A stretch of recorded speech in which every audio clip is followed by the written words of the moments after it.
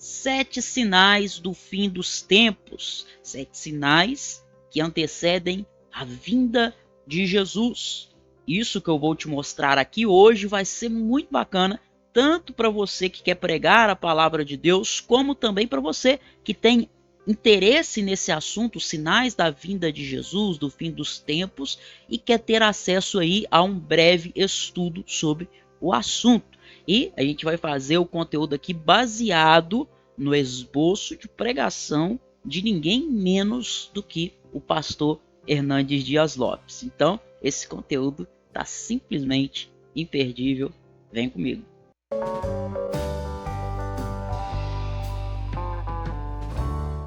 Olá, eu sou Elbert Souza, sou professor de teologia e esse é o canal Teologia Descomplicada, onde eu ajudo você a compreender com mais profundidade a palavra de Deus. Se é isso que você está buscando, você precisa fazer algo muito importante, que é o quê? Se inscrever aqui no nosso canal, para você poder ter acesso aí a todo o conteúdo.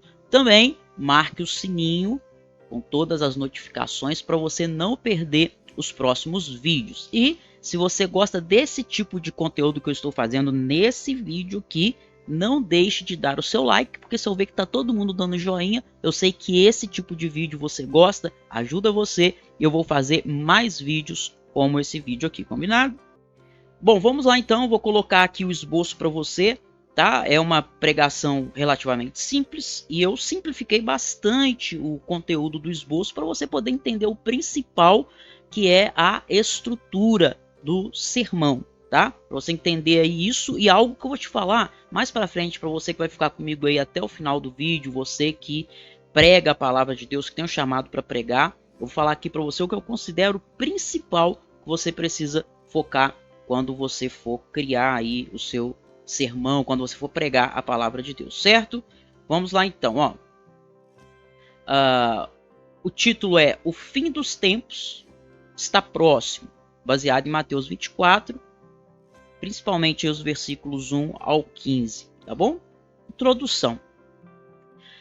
No Monte das Oliveiras, a gente vai ver os discípulos de Jesus fazendo para o Senhor perguntas, tá? Relacionadas à consumação dos tempos. Lá no versículo 3, você vai ver isso aí, a invasão que haveria ali de Jerusalém, tá? A queda de Jerusalém, que era algo que ia acontecer no ano 70 depois de Cristo, quando Jerusalém vai ser invadida por Roma, tá?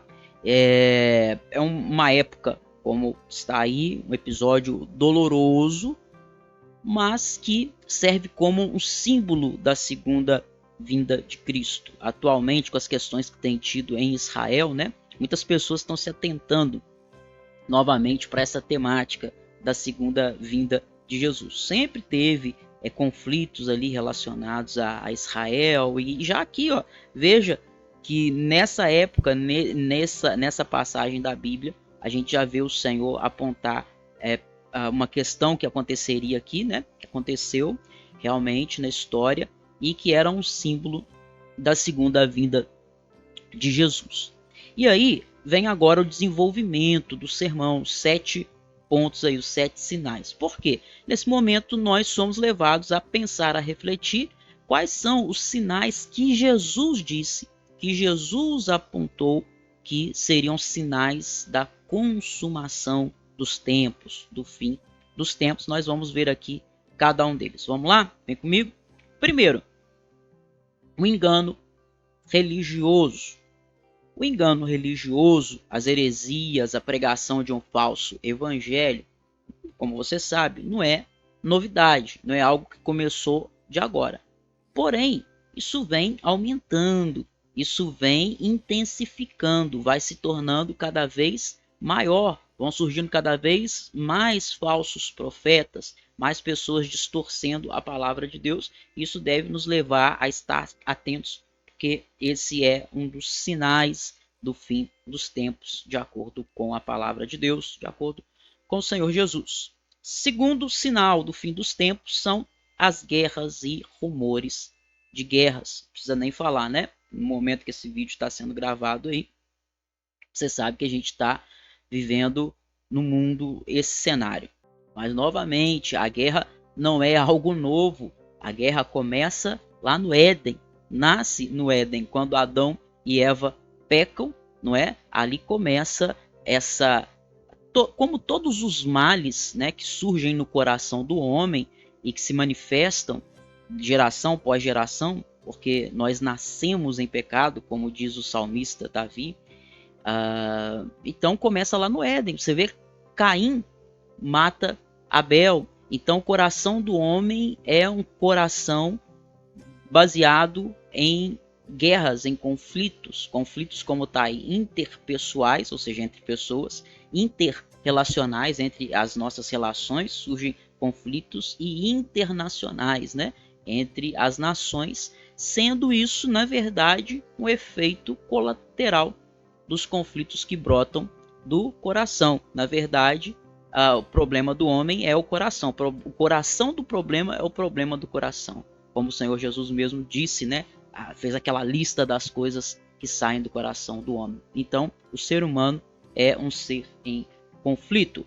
Terceiro sinal que nós temos aí são os terremotos, né? E os maremotos. Veja o versículo 7, parte B. A terra tem sido sacudida por pequenos terremotos, por médios, por grandes terremotos. Às vezes derrubam prédios, não é? Abalam as estruturas, varrem do mapa cidades e ceifam vidas.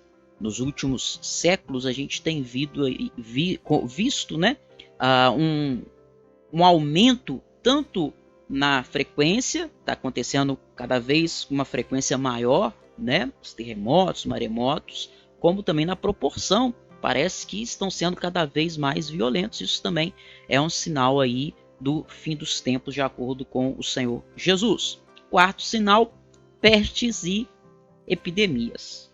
Aí ele vai lá para o texto de Lucas, tá? 21:11. Ele sai um pouco de Mateus 24, vai para o texto de Lucas 21:11. Bom, isso daqui também está dentro da nossa história recente, né? Porque vivemos há pouco tempo aí o Covid-19, nós vimos que os poderes foram desafiados. Poder político, poder econômico, poder científico. Isso, nesse momento, todos ficaram igualados. Não importava se era rico, se era pobre, não importava a influência que tinha na sociedade, não importava o poder aquisitivo, nada disso importava. Todos se tornaram vítimas, não é, de um ser tão pequeno e invisível, mas que levou muitas vidas, infelizmente, né? Anteriormente nós tivemos a peste negra, mais de 1/3 da Europa, a febre espanhola, que também foi devastadora, e mais recentemente aí, com o episódio que nós tivemos da Covid-19, nós vimos muito de perto, a nossa geração vivenciou isso muito de perto, uma epidemia. Então isso também é um sinal do fim dos tempos que o Senhor Jesus disse. Quinto, a perseguição religiosa. Bom, deixa eu só falar com você aqui, você que está comigo aqui até esse momento, porque você realmente não é, tem interesse em aprender mais da palavra de Deus. Isso é muito importante. Eu vou falar aqui para você, daqui a pouquinho, algo muito importante que vai te ajudar muito. Você precisa fazer mesmo se você ama a palavra de Deus, se você tem o chamado para pregar a palavra de Deus. Vou falar para você o que eu considero o principal que você tem que fazer para que você seja bem sucedido nisso daí, tá? Fica aí comigo mais um pouquinho que já eu te falo. Vamos lá então. Quinto, perseguição religiosa. Versículo 9 e versículo 10. Irmãos, a perseguição religiosa é algo novo? Não. Como está destacado aí, a igreja sempre foi perseguida. Nós vemos que no decorrer da história e ainda atualmente nós temos regimes totalitários, regimes comunistas, ateus, que muitas das vezes se opõem à Igreja de Cristo. Nós temos as ideologias que vão surgindo e ganhando força e que se opõem aos princípios, aos valores que nós cremos. Então a igreja sempre foi perseguida e a igreja continua sendo perseguida, e isso é um sinal que o Senhor disse que precederia o fim dos tempos, né? A perseguição, contudo, a gente precisa ter consciência de que ela não pode destruir a igreja de Cristo.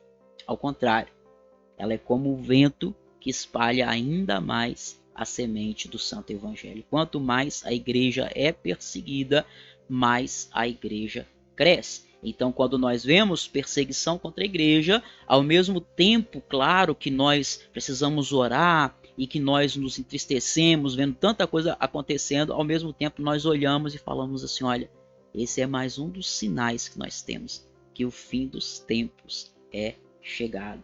E é assim que a igreja cresce. A perseguição não impede o crescimento da igreja. Na verdade, muitas das vezes, ela ajuda, né, a igreja a crescer e a expandir ainda mais. E é um dos sinais que o Senhor nos disse. Sexto sinal, o esfriamento do amor.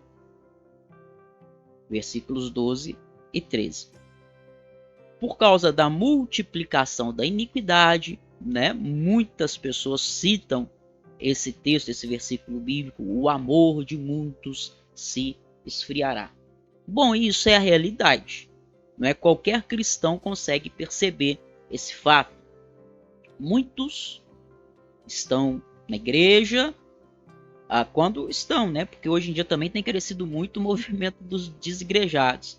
Mas muitos são aqueles que têm uma fé meramente nominal. Eles dizem que creem, mas não vivem como creem. É aquilo que a gente chama de ateísmo prático, né? Na teoria a pessoa crê em Deus, mas na prática ela demonstra que não.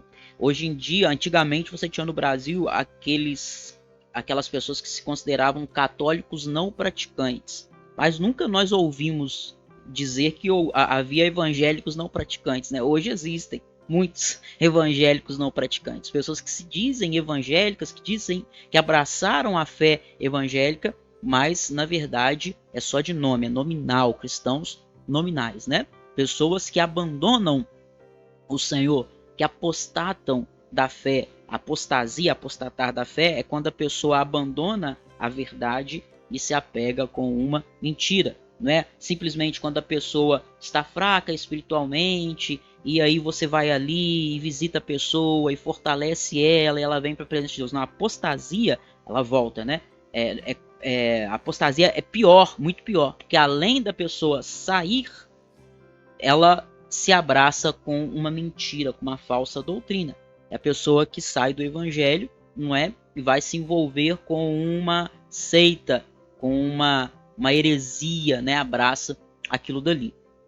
Há aqueles que ficam escandalizados com a perseguição. Vê que os cristãos são perseguidos, Deus não nos poupa da perseguição. Não é pelo fato de ele nos amar que ele impede a igreja de ser perseguida. E aí eles se escandalizam e viram a volta para Cristo. É o esfriamento do amor. Ainda aqueles que o coração deles compra toda a fascinação desse mundo. Eles se tornam fascinados pela riqueza ou então pelos deleites da vida. E aí eles amam o presente século, eles amam o mundo, eles se conformam com esse mundo e por isso serão condenados com ele. Então nós vemos esse esfriamento acontecendo, mas nos lembramos ao mesmo tempo que isso também é um sinal da vinda do Senhor. Deixa eu falar aqui contigo de uma vez, antes da gente ir para o sétimo ponto aí, o que eu queria te falar. O que é muito importante para você que ama a palavra de Deus, você que quer pregar a palavra de Deus. O que eu estou mostrando aqui para você, uma estrutura que eu resumi, que eu simplifiquei de um esboço de pregação do pastor Hernandes Dias Lopes, eu estou mostrando isso aqui para você. Por quê? Porque isso ajuda você a entender algo muito importante que é necessário para você pregar a palavra de Deus. Muitas vezes as pessoas focam na retórica, na oratória, como que eu vou me vestir, como que eu vou falar, como que eu vou me portar no púlpito. Tudo isso tem a sua relevância? Tem. Mas o que é o mais importante para você pregar a palavra de Deus? Bom, além, claro, né, de você ser crente, de você orar, de você depender de Deus, o mais importante, muito mais do que a forma como você vai falar, a retórica, a oratória, é você conhecer bem o texto que você está pregando. Essa é a grande questão. O pregador precisa ser um estudante assíduo da Escritura, um estudante comprometido da Escritura. E aí, quando você estuda o texto bíblico com profundidade, a sua maior preocupação tem que ser expor, explicar e aplicar o texto com profundidade. Então não fique preocupado com tantas outras coisas, né? Eu sei que muita gente vai pregar e fica nervoso e fala assim, como que eu faço com nervosismo? Tá aqui um segredo. Se você estiver bem preparado, se você conhecer bem o texto, tiver estudado muito aquilo que você quer pregar, o nervosismo vai reduzir muito, tá? Vai ser muito mais fácil você controlar isso. Então foque no texto. Se você quer aprender a interpretar a Bíblia, todo pregador tem que saber interpretar a Bíblia. O pastor Hernandes Dias Lopes prega tão bem porque ele é um bom intérprete da Bíblia. Não é? Se você quer aprender a interpretar a Bíblia, eu vou deixar aqui embaixo para você, na descrição desse vídeo, o link para o meu curso de hermenêutica. Hermenêutica são as regras de interpretação bíblica, tá? Se chama IBD, Interpretação Bíblica Descomplicada. Lá você vai aprender as regras que você precisa para interpretar a Bíblia. Se você é pregador ou quer pregar a palavra de Deus, ou quer se aperfeiçoar, conhecer mais a palavra de Deus, estudar hermenêutica é fundamental, tá? É o que eu diria, ao meu ver, é o que você mais tem que focar, é onde tem que estar ali toda a sua atenção. O principal é você aprender a interpretar a Bíblia, porque a função básica do pregador é explicar e aplicar a palavra de Deus. Se você não entender o texto, você, na verdade, estará sendo infiel a Deus e a sua palavra. Eu não posso inventar um significado para o texto. Quando eu vou pregar, eu tenho que ter entendido o que o texto fala para eu transmitir para as pessoas aquilo que o texto fala e não aquilo o que eu acho. Tá bem? Vamos lá então. O link, como eu falei, está aqui embaixo para você, na descrição do vídeo. O que é a descrição do vídeo? Debaixo do vídeo está escrito aí mais. Aí você clica aí, vai abrir aqui, ó. Vai abrir aí o texto e aí vai estar o link para você que quer fazer o meu curso e aprender a interpretar a Bíblia com profundidade. Ok? Vamos lá então. Sétimo sinal, a pregação do Evangelho até aos confins da terra. Versículo 15. O Evangelho será pregado a todos os povos, a todo mundo, para testemunho de todas as nações. E o Evangelho, pela graça de Deus, pelo poder do Espírito Santo agindo na sua igreja, a igreja tem levantado a sua voz. Missionários têm ido aos mais variados e distantes lugares do mundo proclamando o Evangelho. E hoje nós temos aí também as mídias sociais, que são janelas abertas para o mundo. Não é possível daqui do Brasil você se comunicar com alguém que está lá na Alemanha, com alguém que está lá na Inglaterra, com alguém que está lá na Escócia, seja onde for, a gente consegue se comunicar. Então isso certamente acelera muito e facilita muito o processo de evangelização para todos os povos e todas as nações ouvirem o Evangelho. E aí, por fim, vem a conclusão do sermão. Conclusão: Jesus breve voltará. Certo? Isso é inquestionável. A vinda do Senhor será breve. E você? Você está preparado para encontrar-se com o Senhor? E você? Você tem proclamado o Evangelho do Reino? Certo? Muito bem.